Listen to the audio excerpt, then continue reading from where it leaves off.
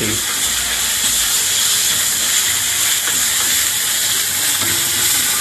हे चांगलं लाल होईपर्यंत भाजून घ्यायचं.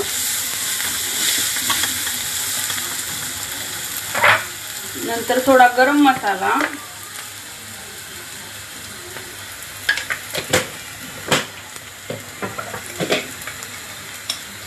थोडी कसुरी मेथी,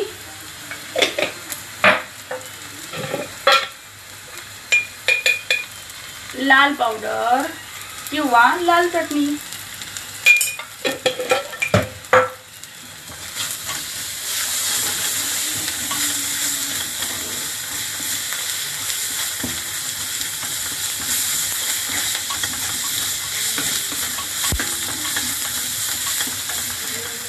नंतर